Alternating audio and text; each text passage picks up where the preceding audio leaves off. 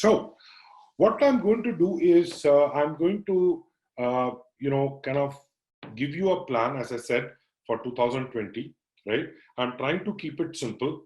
Uh, One word that I like to use over here is what I would call as uh, a bird's eye view. Okay, so let's take a bird's eye view of how 2020 is going to look like, correct? And in order for it to understand, right, the first thing that I would like to tell you is you need to commit to making 2020 work for you. See, the plan that I'm going to give you, right, I'm going to give you a bird's eye view. I'm going to make sure that, you understand what is the path, correct? But I think knowing the path is just one thing, but actually going on the path is a completely different thing, right? So you are going to get your demons, which are going to, ask you, am I good enough? Right? Do I have it in me to get into a B school? Or there could be other things, like, for example, work, right?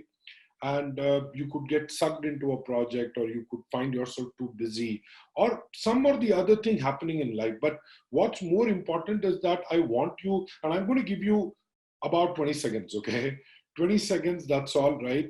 I want you to kind of just think and mentally make a commitment to yourself, okay? So just tell yourself, I am committing to making 2020 work for me. And I'm going to make sure this is the year where I'm going to take the GMAT and end up doing an MBA. Perfect. Okay, so I hope that you got, the time to think and reflect, because what I'm going to tell you now is how to plan your MBA, right? But unless and until you have a personal commitment, right, this plan is, going to be just a plan, right? So what is the plan? So what I'm going to do is I'm going to break your whole 2020 journey into 4 phases, okay? By the way, my favorite, thing these days is, I ask students what, what a bird's eye view is, correct? What is the opposite of a bird's eye view? What is the opposite of that? Have you heard of a term? Insect's eye view, worm's eye view, great. So this is something that I mentioned in the GMAT course also, correct? That what happens is that when you look at it, it's not tunnel view, it's called a worm's eye view. Think about how a bird looks at the world, correct? It's looking at it at, a few hundred feet, and it's kind of seeing where things are, correct? Whereas what happens is, for a worm, everything looks big, correct? It could look at a table, and just looking at the leg of the table, it's not able to figure out what this thing all is about, right? So what I'm going to do is I'm going to give you a bird's eye view.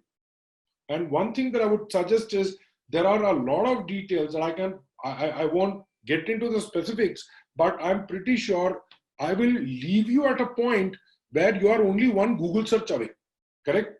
So what I'm going to do, I'm going to give you the entire framework. Once you know the entire framework, once you know how it is spread, then each specific thing I'll tell you where to look for, for getting more information, correct? So let's look at what these 4 phases are. So I'm going to talk about the first phase, okay, which is really your starter phase, okay?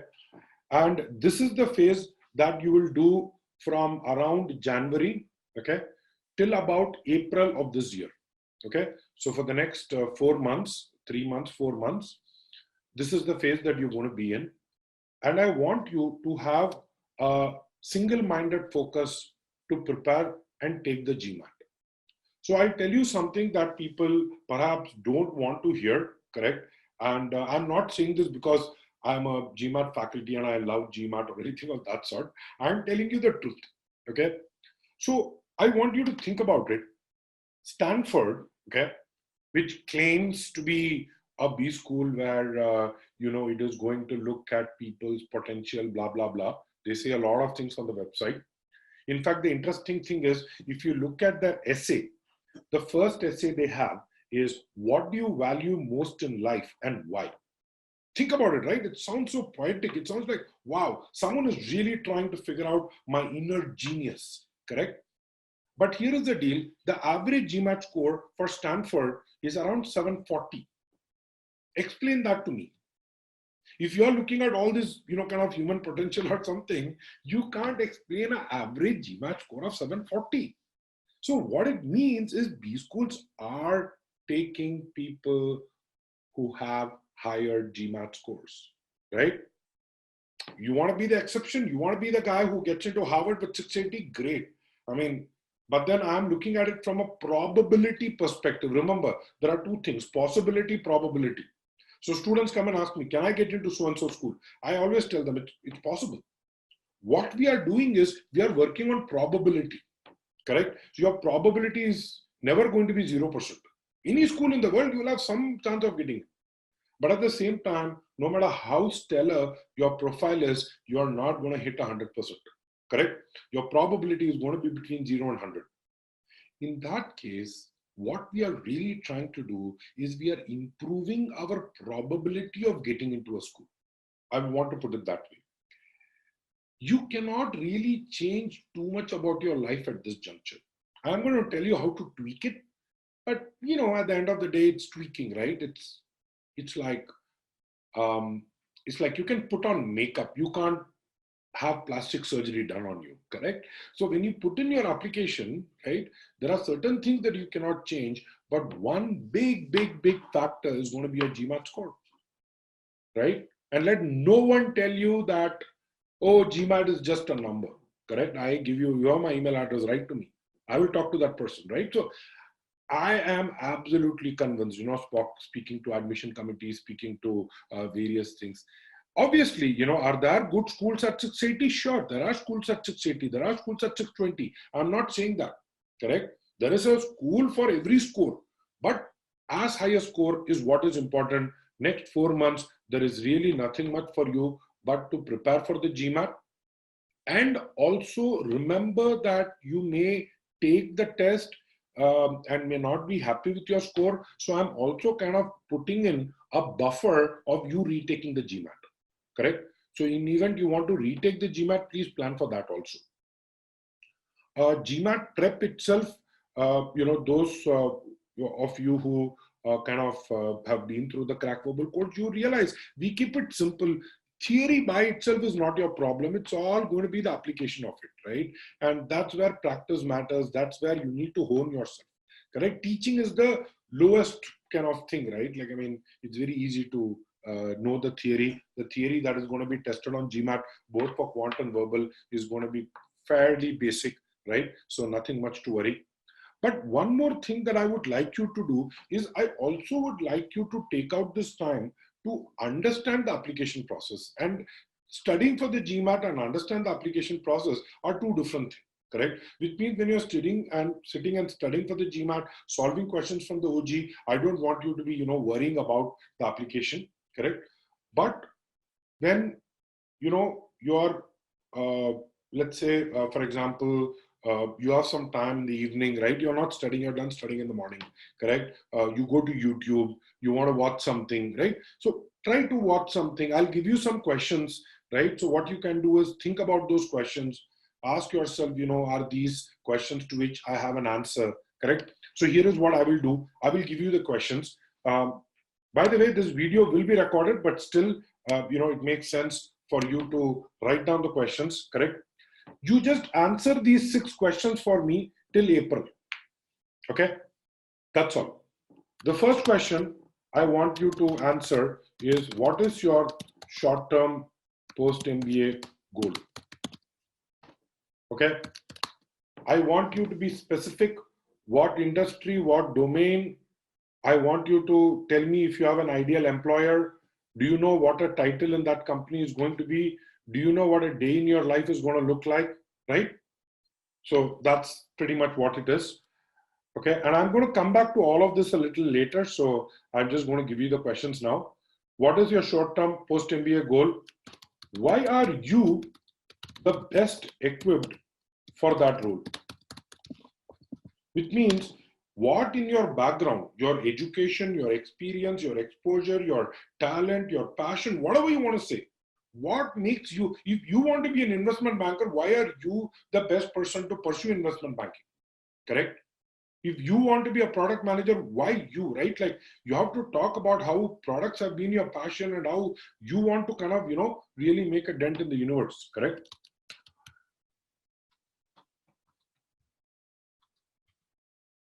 Why will an MBA help you reach your goal? Simple. Now that you're here and you want to go there, what is stopping you? How will an MBA help you go get there? Fourth, why specific XYZ school? So if you're now telling ISB, don't tell me, that it's, one of the best schools in India. Yeah, everybody knows that.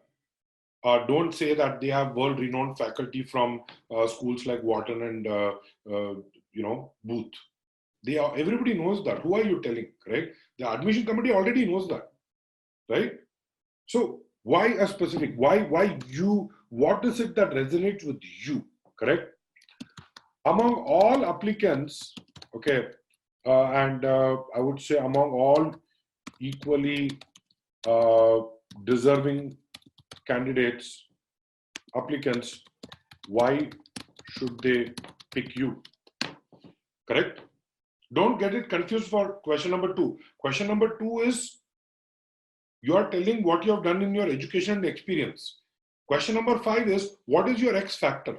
What is that one thing that differentiates you from everyone else? Correct? Something, you tell me what makes you unique, what makes you tick. Number 6, why is now the best time for you to do an MBA? Personal, okay? Why is now the best time for you? What is going to happen? Is there an inflection point, right? That's going to happen in this particular year, 2020, which is going to make you get to your goals a lot faster. That's it. If you get an answer to these 6 questions, trust me, to a large extent, your job is done. What you need is clarity. See, clarity is something that is going to take time, and that's why I'm saying this is something in parallel to GMAT, correct? So when you're studying for the GMAT, study for the GMAT, but then there are going to be times when you're going to ask yourself, so what exactly I want to do? Yeah, that's a good question. Let me go and talk to this person.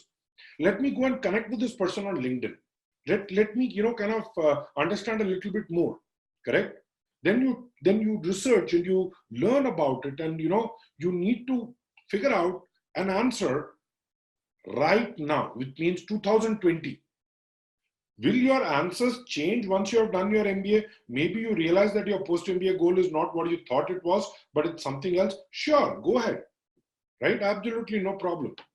Nobody is going to come and put a gunpoint on your head and say, hey, this is what you wrote in your application, but now that you said product management, but why are you sitting for a consulting company? Nobody really cares, right? Understand the process. That's what you need. You need clarity, okay? By the way, so far, whatever I'm saying, is it making sense? Is it in alignment with what you kind of were looking at? Yeah? Because I'm also going to get to a tactical level, but this is the level of tactical thing that I wanted to kind of, make sure that we deal with. So if you can just go ahead and type yes on the chat, great. So we are on the right page. So now what I'm going to do is I'm going to, like, as I said, correct, of the things that you have in your control, the one that I think you really need to focus on is your post-MBA goal. Okay, the reason I'm saying post-MBA goal is because of all the things, this is one where you can get clarity. Okay, so I have actually covered it in one of the earlier webinars. Maybe I have something else scheduled later in this year, maybe a month or 2 later, where we will talk about what do B schools look for when they look for a candidate, correct? One of the key things that they look for in a candidate is they look for clarity of goals, correct? So if everything is the same, right, between you and let's say another person applying with you, they will decide who has a clearer sense of what the goal is. Okay. And that, according to me, is one more thing that you have in your control. Correct. That's one more thing that you can potentially control. So therefore, according to me, that's one thing that you should look at. All right. So this is all going to happen from Jan to April. Then we start phase 2. Okay. Phase 2, I would like you to think of 3 things, and this is in the May to July time frame. Okay. So May to July. So assume that at this point you have taken the GMAT. See, why am I saying that you have to take the GMAT before you decide on the B school is because that's the biggest factor. Right now, you can tell me Harvard, Stanford, whatever, it doesn't matter. Right? I have students who come and tell me, Arun, I'm really, interested. I want to get into ISB. I would like you to look into my profile. Correct? And what happens is, I usually tell them that I'm sorry, but without a GMAT score, I can't really even evaluate your profile. Correct? Sometimes they say, but look at my profile and tell me what should be my target GMAT score. You know what? No matter what your profile is, try to get as high a GMAT as possible. Correct? Now let's assume that you've got a GMAT score. What happens is it's very easy for me to tell, okay, with your profile and with your GMAT score, what you should be looking at. Correct? So the way I look at it is, if you want to get married, okay, your GMAT score, right, is like your gender, right? If you don't know what your gender is, it's going to be hard for you to know what you're looking for. Correct? So I think it's important to get that GMAT score. Once you get that, what I would look at is I would make this decision, and you can make this decision a little earlier as well, right? But at least by this May, June, July time frame, you need to make a decision whether you want to do an MBA in India or an MBA abroad. I know of all the decisions, see, 1 year, 2 year, the duration is also, according to me, lesser value. A big part of it is really from a perspective of based on your GMAT scores, whether you want to be in India or whether you want to go abroad. When you want to go abroad, whether you want to go to UK, whether you want to go to US, whether you want to go to Canada, whether you want to go closer home, let's say NUS, Singapore, you want to go to Australia. These are the decisions you need to make. And see, there is nothing like right or wrong. I think a lot of times what happens, people just fence it for a long time, right? Nobody is going to come and tell, MBA from X is going to be better than MBA from Y. It's largely a function of your personal experience, correct? So I'll give a small example, right? So, I had gone to a temple some time ago on vacation, right? But, I just gone because it's a very famous temple. I won't take the name. But when I went to that temple, I thought it was just like a lot of devotees, right, coming in along with me. I'm not very religious, right, though I'm kind of spiritual. Lot of devotees, and it was a crowd. It was a mad rush, and everybody was like jostled around, and I just couldn't hack it, correct? And I had someone else who had been part of the same crowd, and he said, Arun, you should have seen, the energy in the temple, right? So many devotees coming together, and I was like, wow, that's like a completely different perspective to the way I experience something, correct? The reason I'm saying this is MBA is also an experience. So when you go and ask someone, depending on the experience he has had, he is going to tell you things that, work for him, correct? But you need to understand that what may work for you is something that only you need to answer. For example, if you are a vegetarian versus a meat eater, I think that makes a huge difference to these experiences when you go abroad, correct? Maybe you're an introvert, as opposed to an extrovert. Maybe the line that you have chosen, the industries may not be as abundant in that particular place. So you need to consider all of these while you make a decision around B school selection. There is a blog. So what I'll do is after this webinar, so on Monday, I will send you a blog which will contain the useful resources all the blogs and all the videos that we have on each of these topics, right? So we have spoken a lot on B-School selection, but we will get there. But I'm just trying to prepare you for that May, June, July time horizon when you need to make a decision. Please don't wait for data. There is enough and more data, but there is really nothing much that is going to impact how you are going to experience things. Profile building. So as I said, you need to kind of introspect.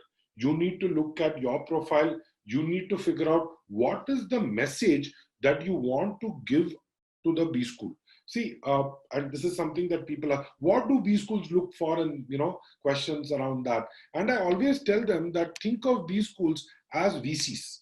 Okay. If you have a question, put it in the Q&A box.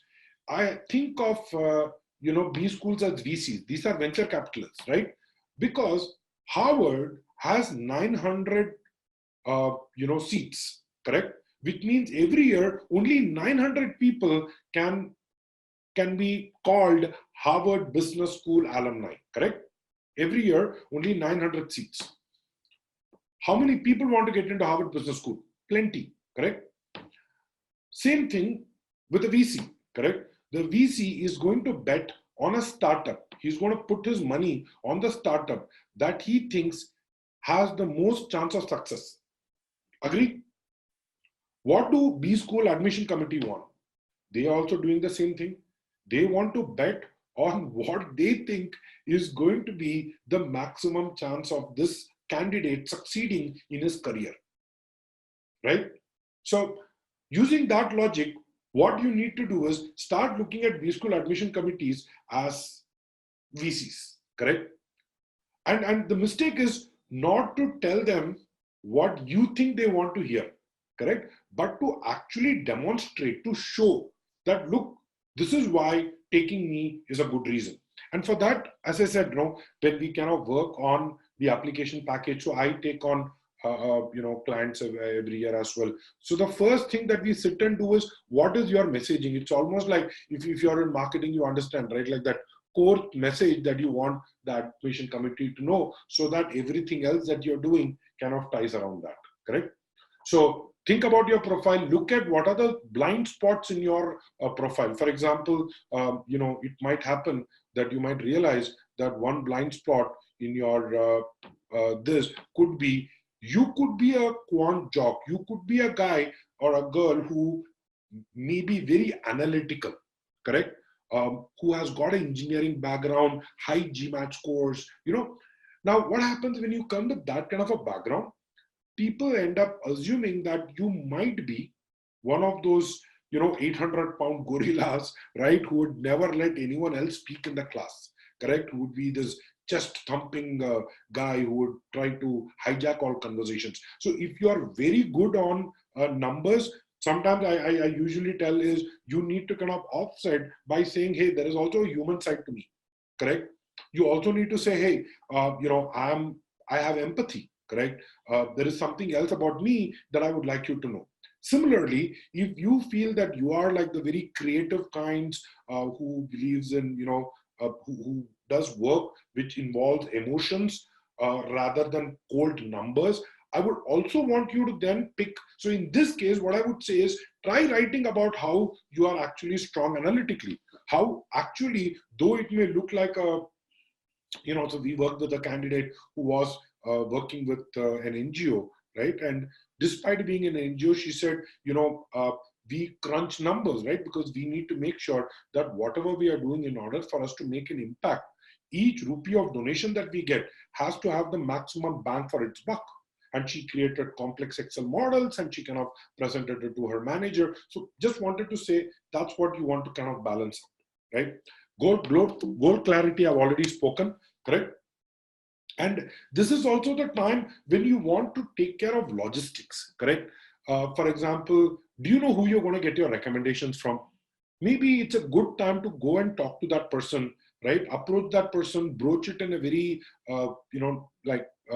non-threatening way, correct? Which means maybe you don't want to have the conversation while you're in the office, correct? Maybe if you're close enough, you can get that boss over to, for dinner, lunch, get a beer, whatever, right? Works for you. And Once you kind of have that, informal setting, you could probably say, hey, I'm looking at doing an MBA. I'm looking at, don't even jump to the fact that I'm taking the GMAT and I want your recommendation letter, right? That sounds very transactional, correct? So ask them, get them to invest in your career. See, if you get your manager or your boss, you break bread with them, kind of get them to talk about your aspirations, right? So you talk about what you want to become, and then they give, advice. Nobody really thinks of you as a resource who's going to leave the company, right? I think a lot of students fear that if I go and broach this to my manager, I'm going to be penalized for it in my company. And I don't think so. I think, the best is they want the best for you, right? And they know that it's a journey that is going to last for another 8, 9 months. I'm just telling you what a more evolved, recommender would do. He would say, hey, you know what? If I am going to support him, right, I at least have a dedicated person for the next 7 months, correct? As opposed to someone who I don't support and becomes disgruntled, and whether he get to an MBA or not doesn't matter. He's already going to leave me, right? So managers understand that. So I think it's a question of you taking that topic, explaining it to them, and getting them to commit early on so that you kind of keep updating them on what's happening. You also need to get your transcripts, right? So just make sure that you get those transcripts, you know what is required. You need to apply. This is an administrative process, but it's better to get this administrative process out of the way, right? Rather than worry about it on the day of your deadline, correct? So a lot of people get stressed because they are not planned out in advance. This is one thing. The third thing I wanted to just mention is, and I know that this is something that maybe a few of you may realize or may have the misperception about, okay, which is there is no single SOP, correct? Yes, there are places where they'll ask you for an SOP, but usually the questions that B schools ask will change. And every year it changes, right? And you need to be on the lookout. Around June, July is when the essays will be released. But I just wanted to let you know that you can't just copy paste one essay onto multiple schools. Each school will have its own word limit, will have its own kind of questions, flavor of questions. It may also have questions about that particular school. For example, it says, one of our philosophy is to do X. Can you explain in your life how you have been able to do X? Correct? For example, I think Yale has this question which says, what has been your biggest commitment ever? That's it. What has been your biggest commitment ever, right? And you can't talk about commitment to your girlfriend, right? So commitment to a cause. And if you're committing to a cause, you also need to say what is it that you've been doing for that cause. And I've got brilliant stories, right? I've got tech guys who have spoken about their commitment to open source, correct? I've had people who have spoken about their commitment to education, and they also follow it up with a lot of examples in their real life where they have actually been aligned to that thing, right? But I'm just saying each school will have a different essay. At least know what is the requirement, correct, for that particular school. Okay, go to their website, make sure. Some cases you may need to take the TOEFL, right? So out of the 20 schools in the top 20 in the US, I think 2 or 3 require a TOEFL score, but you don't know which ones. For example, MIT requires a TOEFL score. UC Berkeley requires a TOEFL score, right? Whereas Stanford does not require a TOEFL score.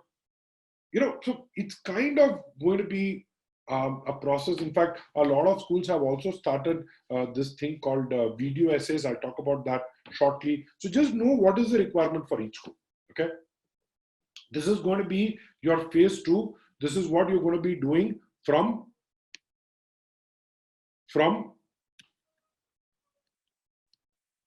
May to July, okay? Now we are getting into August to October 2020. So the 3 things that I would like you to do during this time, August to October 2020. First, I'm going to now go from right to left in that sense. Write your essays, correct? As I told you, each essay could have a different intent. You already have the 6 questions that I asked you to write. If you have an answer to these 6 questions, then figuring out how to write your story is actually a lot easier. Okay, because then you have to take the thoughts and convert them into words. The problem is many a times people start writing words when in their mind they don't have a clarity as to what they want. Correct? So as I said, each story you need to brainstorm. Is this the best story that is going to reflect who I am? Correct? Am I using the best choice of words to express my ideas? Usually what I do is I give a structure within which you need to write. For example, let me give you an example. So there is one framework that we use, and that is called the START framework. Okay, so what does the START framework stand for? S stands for situation. What is the background? What is the thing that you got into? What was the enormity of the task? Why was this an important project that you want to mention about? Correct? All of that you need to say. What was the specific task assigned to you? In the larger team, what was it that you did? Action. Now that you started doing, task is what you are expected to do. But when you started doing, what were the kind of objections you started to face? What were the challenges that you started to face, right? How did you overcome that? What was going in your head when you were doing that? That's what I want to know. Then you talk about what was the result.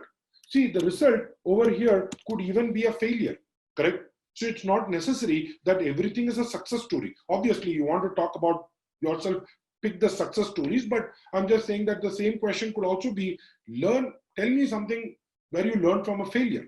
You can use the same framework, correct?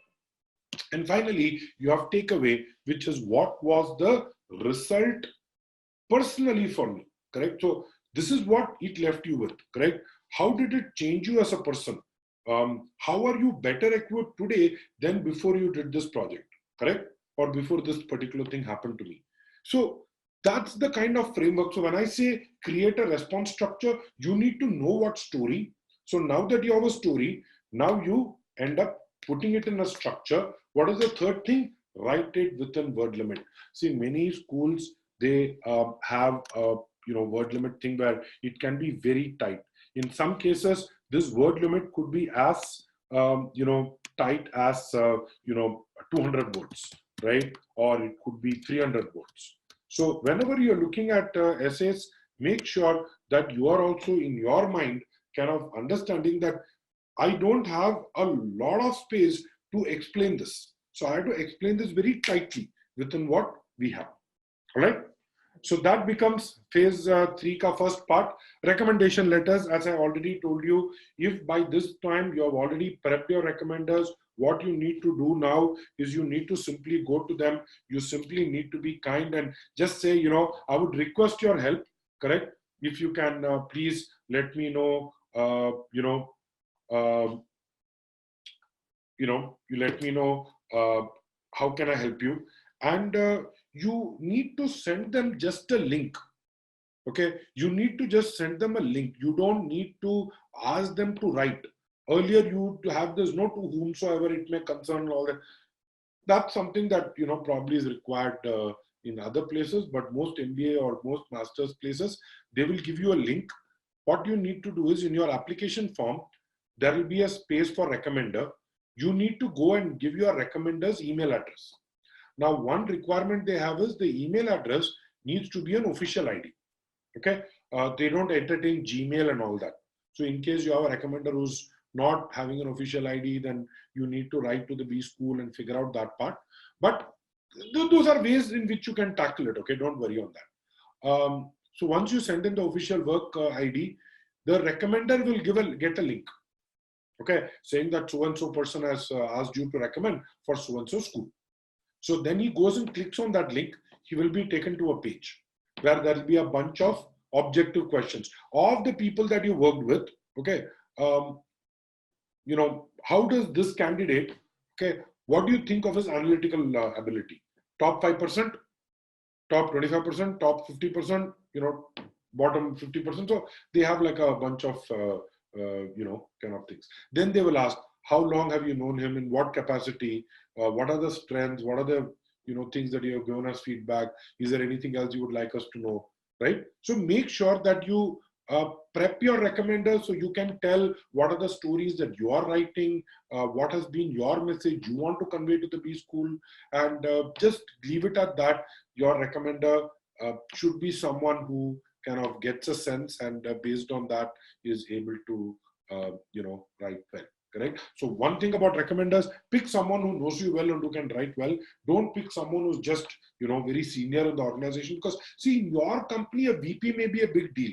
Correct. But from outside, it doesn't really matter. Correct. So don't worry. And also keep some bandwidth for you to follow up with your recommenders, right? So if you give them the recommendations in advance, you basically can then follow up like maybe a week later and say, hey, I just wanted to check, are you done with that?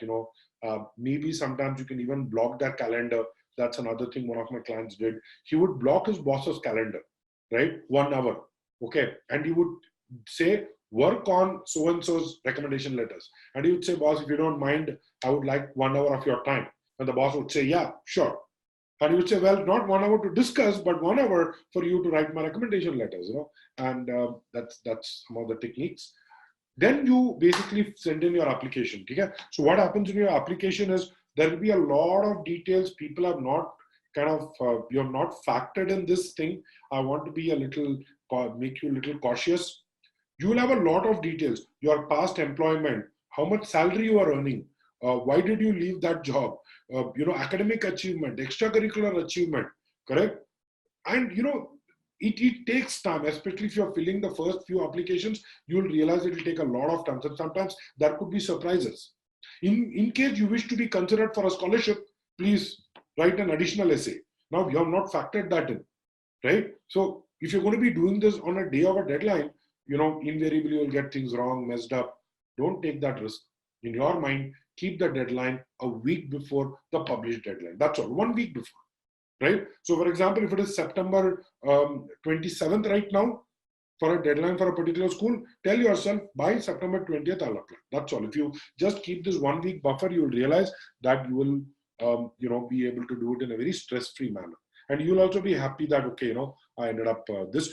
One more thing, make sure you also send your official GMAT scores. So once you take the GMAT, it is not necessary that the schools know that you're applying to a particular school. So what you need to do is you need to please ask everything in the Q&A window, not in the chat window. So make sure that you also are sending it to that particular school. So if you go to mba.com, you'll be able to send it to specific schools. They'll be giving you a school code. You give the school code and you'll be able to send it there. Okay. And also remember application fees, which means every school that you apply, you are going to be, by the way, this is a request for everyone else who is right now on this and you're listening to me. I see a couple of people posting questions on the chat window. My request is to post it on the Q&A window. If others can also help by letting them, do that so that I can focus on the talking bit and I don't get into the chat. Okay, thank you. So you need to go and order the where you're sending these schools to, and you also have the application fee about $100 to $120. People sometimes are surprised. They say, oh, 7,000 rupees. No, I didn't factor in for it, but please make sure that you have kept something over there. Okay. Now let's get to fourth phase. What is the fourth phase? You have sent in your application, correct? This is November to December. First thing you need to do is interview with these schools, correct? Work on your content. There are going to be a bunch of stories that you need to keep in mind. So you need to know what are the stories you're going to talk about in the interview. You want to lead the interview. You don't want to be reactive in the interview. It is not a quiz competition that he's going to ask you something, you want to tell something. How do you keep up? See, a guy who's going to get into Harvard, he's going to have a discussion. He's going to have a very engaging conversation with this guy, correct? So how do you know that you have content that you have to speak with this guy? Rehearse on your communication style. For example, the way I'm speaking in this webinar, the speed at which I'm speaking, the style and the manner in which I'm speaking is not the way I speak in real life, is not the way I would speak if I were to be actually answering an interview, correct? I would be very more measured. I would probably ask counter questions. So your communication style in an interview needs to be rehearsed, correct? We do have, interview prep, but I think the best interview prep is with a friend or a colleague or maybe one of your relatives, and tell them that, why don't you ask me 5 random questions, correct? And let me see if I'm able to answer that. And, let me see if it makes sense to you. And focus on clarity. Every story you're telling, you need to have an intent. You need to have a structure in your mind. For example, today's session, I clearly told you I'm going to give you a bird's eye view. I told you there are 4 phases. I said phase 1, phase 2, phase 3, phase 4. Now you know that pretty much Arun is going to end it because that's it. We are at phase 4, right? There is nothing more for me to do. And then I'm going to take the Q&A questions. So you need to understand that there is a particular intent to your delivery also, right? You need to be clear. Apart from now, one more thing, by the way, since we are on that topic, is a lot of schools have introduced what is called as a video essay. So, for example, if you look at Oxford, you look at Cambridge, you look at Kellogg, you look at Rotman, correct? You look at a bunch of other schools in the US also. What they are doing now is they have actually signed up. So, in fact, I'll give you a link so you can look at it. It's called Kira Talent or Kira Solutions. Just check this up, okay? Kira Talent or Kira Solutions. This is an online portal. So what they have done is they have tied up with them. So after you fill in your application form, okay, and you kind of submit your essays, after you submit, you have a 2-week, or I think it's like a few days window, 2-day window or 2-3-day windows. Some schools, they have just a few day window. Within that 2 or 3 days, you need to go to this platform. There will be a login. You'll have to kind of log in. Then what will happen is your computer, like, you do FaceTime, right? So your camera will be used, your speakers will be used, and they will ask questions. So they will ask questions such as, so what does hope mean for you? Why do you want to do an MBA? So there are some which could be impromptu. There are some for which you will have time to prepare.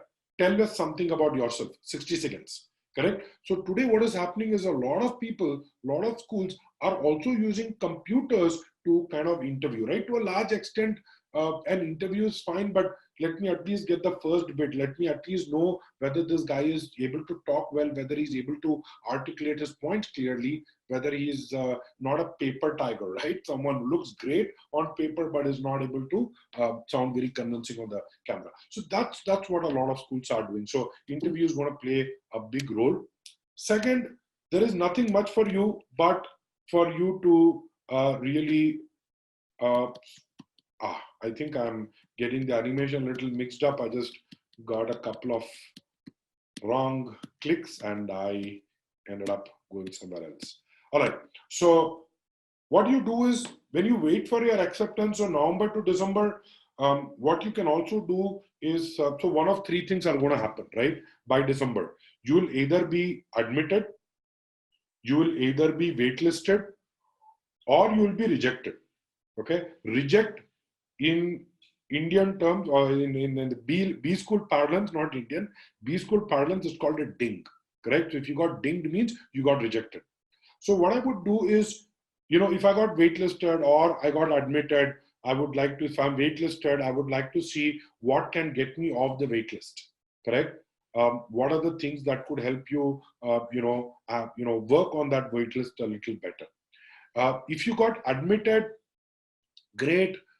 Connect with people, make sure that this is the right decision. You also need to start your payment part. So make sure that you're getting your finances worked out. In any case, you also could end up getting rejected, getting dinged. In that case, you need to plan round R2. So round 2. So this is something that I'm just kind of keeping it simple. So we are all looking at September to October for your applications, right? The deadlines will be in September, October. Remember, there is another round in January, okay? So in case all of this doesn't happen, that becomes your plan B. But the reason I'm not getting into plan B, talking about plan B, is because I don't want you to think plan B in January 2020. In January 2020, if you're thinking of doing an MBA, then you have to look at doing it as early as September, October. And finally, you also need to figure out your finance. You also need to check for scholarships. You also need to check for things like admission offer, correct? So all of these are, kind of things that you need to figure out, correct? So that's something that I would say you will get to know at that point. Usually a lot of schools, when they offer admission, they also offer it along with scholarship. If you have got multiple admits, if you've got admit from 2 schools, it is possible for you to go to one of the schools and tell that I've got like an admission from another school, but is there a way in which, something could help me make this decision easier? I don't want you to haggle, okay? I don't want you to go to the school and say, till now I was trying to get into the school. Now that you have given me an admission, I'm going to act like this tough customer and say, are you going to give me scholarship, right? It doesn't look good. What you need to do is play it well, right? So you need to kind of know how to communicate that point, right? But yeah, you will get scholarship decisions, but that's something that, and you need to accept your admission offer, which means by December 31st, 2020, okay, the New Year party, okay, let me put it this way, the New Year party on December 31st, 2020, correct, you will have clarity, right? So if you get into a B school, maybe you want to party, maybe you want to throw a party, correct, for your admission. So let's see where you are going to be next 31st. As I said, in case you need your profile evaluated, in case you need to know a little bit more about your thing, please do let us know. Okay, we are more than happy to kind of get onto a call with you, understand your profile. So make sure you do that. All right. So make sure you kind of take this. Ankita, what I'll do is post this call. I will give you all this link. Okay. I'll give you all this link on an email, right? Because I seem to have like a tech issue. I'm not using my laptop. Okay. So I'll make sure I do that for sure. Okay. So I'll do one thing. I'll just answer some of the questions. Is age a considerable factor in the decision making? So Pankaj, the way I look at it is, I've had a student, by the way, his name was also Pankaj, who went to do his MBA at the age of 43. Correct? I know someone who at the age of 23 decided that, MBA is right for me. I think more than knowing what age, I think it's not the quantity, it is the quality. If your quality is great, whether you have 2 years or 10 years, you should not worry.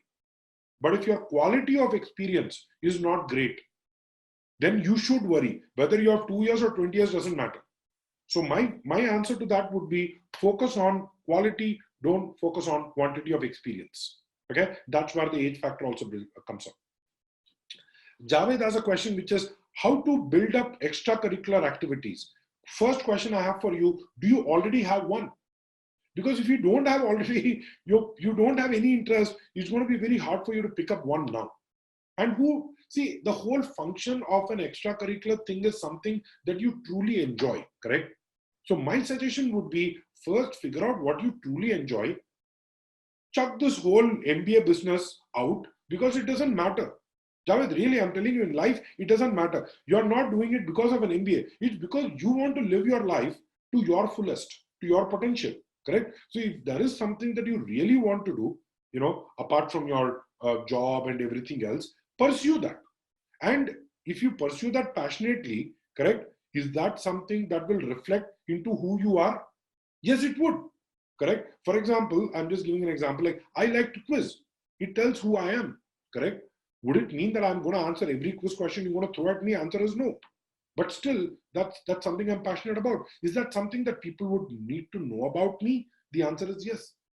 But if I were to impress someone, okay, with how brilliant I am, and then I pick up quizzing, I'm going to be a terrible mess, because this is stuff that I hate doing, right? Who in the right mind would like to do something that he hates doing, correct? So that's what my answer to this is. Um, Now I'm going to answer one question on recommendation is from a different organization. Okay, your recommender is from a different organization. No problem. Okay, not a problem at all. Right? Even if your recommendation is from a different organization, they worked with you at some point in the past. Correct? So they worked with you at some point in the past, and that, according to me, is the more important thing that you need to worry about. Okay. So, how well do they know you? One thing that I would like to tell is don't pick someone, okay, from 15 years ago, 10 years ago, 5 years ago. Try to pick someone. So if your boss moved out 6 months ago, then it makes sense. Correct? Not if he's kind of going to move out or he's kind of 2 years ago. If he's moved out, then it doesn't make. All right. So that's the second question. Academic professors, you know what? You don't even need to get it from your academic professors. If you have been working for a few years, they do not entertain recommendation letters from your college. Nitesh, is there any genre of extracurricular activity? No, something that you're interested in. If you are working in the executive committee of your apartment owner association, that is also, according to me, extracurriculars. Correct? So my take is why kind of discount that? If you're part of the Ganesh Pandal, right, in your locality, and you want to talk about your management experience doing that, sure, write about it. If you like to play music on weekends and that's what gives you a kick, write about it. See, I want to know who you are. Don't try to become what you think I want you to become. Correct? That's the wrong mindset to have, right? Where you're thinking, let me trick these guys into making me something that I'm not. Okay, don't do that, because even if you get into a B school, your life is going to be miserable because you're going to be surrounded by people who are not like you. Correct? So take that into consideration. Like, for example, if I were to tell you that there is a way to cheat, okay, in the IIT JEE exams, correct? And that I can guarantee a place for you in IIT Mumbai computer science. Let's say I were to kind of tell you that. You know what? Your life is going to be miserable because if you go to IIT Bombay, you're going to be surrounded by all these guys who have cracked into the JEE top 100, correct? Or top 50. You're going to feel out of place. So I'm just saying, don't try to become what you are not, okay? Rohan Barai had this question, is there an option to send your unofficial scores? Do you recommend that? Yeah, you can send in your scores unofficially, so that's not a problem, okay? So you just need to make sure that you are able to send it officially when you're putting in the application, right? That's the more important thing, okay? One more question. I'm planning for this year fall admission in Canada. I didn't yet took my GMAT. Is it? Yeah. As I told you, I've already said by May, if you take the GMAT, you have plenty of time. Correct? Right? And please reach out to us. On Crack Verbal, we'll make sure that any question that you have with regards to quant. So, for example, someone said, I have not been in touch with quant. Don't fear anything, verbal or quant, right? So people have this fear, what will happen do in verbal, what will I do in quant? Don't worry about that, okay? What I want you to do is I want you to focus only on the end goal, correct? So you need to get a great GMAT score, correct? That's what you need to do. Don't get stressed. There are a lot of people who learn and do it by themselves, correct? So that's not a problem at all. LOR links will be sent when you fill in the college application form. No extra effort for scholarship apart from good marks. 12th standard does not play a very important role in your whole application process. Ankita, based on your experience, you can apply for any school without your GMAT. It will be very hard for me to tell. 3 years is more than enough. That's what I said. Quality is more important than quantity. Same thing, Aditya Joshi. Age, experience, don't worry. You already have. If you need to answer this very well, make sure that you answer that well. You've been in a family business, no problem. As long as you've been working full time, you got a salary, you got responsibilities, you don't need to worry. You don't need to worry about how much GMAT score, right? try to get as high a GMAT score as possible. Don't say it is only placement. So Pankaj had a question, is it only to look at it from a placement? I'm going to say, yes, placement does play a huge factor. So among all things, also ask yourself, does this school, correct, going to help me get into a kind of position or a role that I want to post my MBA? As long as your answer to that question is yes, you don't need to worry, correct? One more question I have is, what about financial support if I go to London Business School, INSEAD, any of these schools? Don't worry, today there are non-collateral loans available, right, for your entire education, right? 60 lakhs, 80 lakhs, you can get loan, which is non-collateral based on certain factors for which you need to qualify. Non-collateral, you don't need to show land, you don't need to show house, right? If you're a fresher and if you want to get into a B school right out of school, then yes, there is an exception to what I said, which is you can get a recommender from your college. Just make sure that if you're getting a recommendation from your college, you are also talking about, this factor, right? You're also talking about whether you have been able to work with a prof in a project, in some internship, was he a mentor, correct? All of those things you need to consider.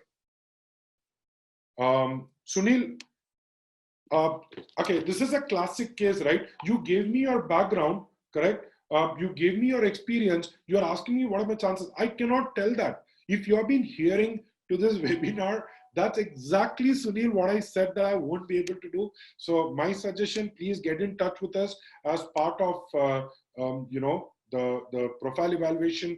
We will tell you specific things that you need to be doing, correct? As far as your particular experience, you have some more experience, how to showcase, all that we can do, but won't be able to tell this. Shabaz has a question, how many hours do I study for 730? Doesn't matter, depends on a lot of factors. 3 to 4 months of consistent prep is what I would recommend. Is round one and round two allowed for Indians? Yeah, round 3 becomes hard, but there are cases where you can apply in round 3. Okay, if you don't have a great undergrad academic score, GMAT is the only thing that can save you. Okay, that's the only thing that can save you. Nothing else can save you. How many recommenders are required by a school? Usually 2, in some cases 1.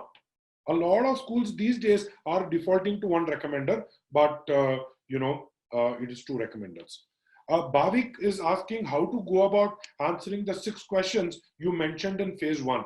Well, one way in which you can answer is, being true to yourself, correct? And plus, that's where someone from Crack Verbal would be able to help you. So make sure you get in touch. Vaishnavi had a question to ask, should I hire an essay writer? Okay, so without touting my horn, let me just put it this way. If I write the essays for someone, when I say write, remember, I will never write it. I will not use the typewriter and type out. But if I work with someone, correct, what I make sure is I get the thought process right, I get the messaging right, I make sure the right words are used. That is what I do as a professional, correct? That's my job, to help people get into a B school. So if you are going to be competing against someone who has that advantage, what unfortunately may happen is you may not have that advantage, right? So is it possible that you can go through the application process by yourself? The answer is yes. Not having an expert by your side is really the price that you pay. Similarly for GMAT prep also, not having an expert is the price that you're going to pay for not being on that line. Can you do it by yourself? There are plenty of people who study by themselves and get a good GMAT score, correct? So is it possible? Yes, but just that our job is to improve your probability. I'm going to take the last, 3 or 4 questions, and I'm just going to make sure that I give value for each question. What if you have a gap in your resume, correct? That's one of the questions. You know what? My suggestion, take the GMAT. Once you have taken the GMAT, try to find a job. You do not want to be applying to a B school as an unemployed, okay? That is going to be career suicide. Don't do that. You want to kind of apply when you're still working. And there has to be a very good reason for you to kind of fill up the gap, right? That is where when we work with students, we work on strategies to also kind of showcase, a particular gap in your application, right? Do you have a way to push students for preparation being a working?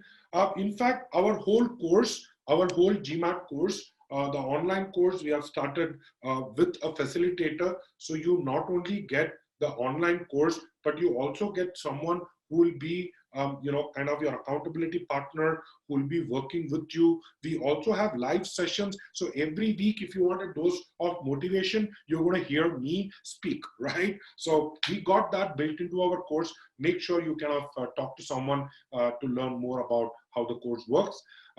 Shatakshi had, do we need recommendation from both? No, it doesn't matter. If they ask for two recommenders, current organization should be enough. Rohan, you should be able to find it online. Please Google. Um, there is nothing like 1 or 2 years. Figure out where you want to go. 1 or 2 years is a factor of that.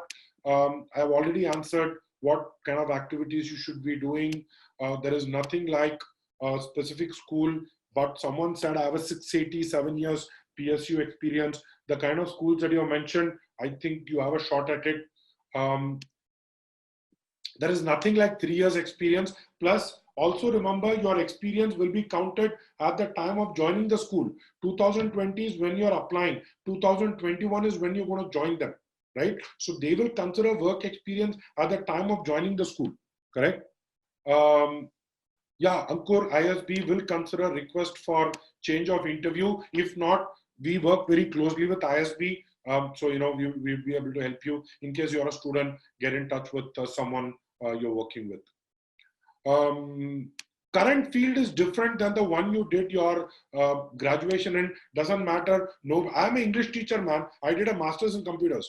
Doesn't matter, correct? Rohan, you can find it on Google. All this is Googleable facts.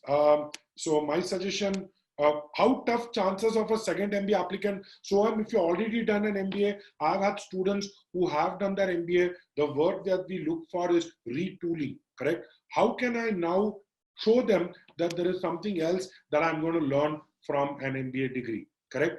But if you have just graduated from a PGDBM, correct? And you're just out of graduation, then it is better to get some more experience before you get into a B school. Okay. I don't know, man. What is the difference between PDF and link? I don't think. Yeah, PDF means you need to upload. Correct. Yeah. PDF means you need to upload. Link means you need to send the link to your recommender. Pre-MBA certification courses, always good, always helpful, but it's not going to make a huge difference. All right. Thank you so much. Thanks for your time. I just wanted to make sure that I was able to add value. I hope in a very short duration, I think in just about an hour, we learned a lot. But as I said, I'm going to follow it up next week, Monday, by giving you a list of resources that you need to look at in order to do further this. In case you like what I heard, please go ahead and talk to your friends who are preparing for the GMAT and for MBA. We like to keep our sessions as power packed as possible. So if you found value, please go and let your friends know that the webinars by Crackable are useful. I hope to see a lot more from next time. Thanks so much for being with me on this nice Sunday morning. Thank you.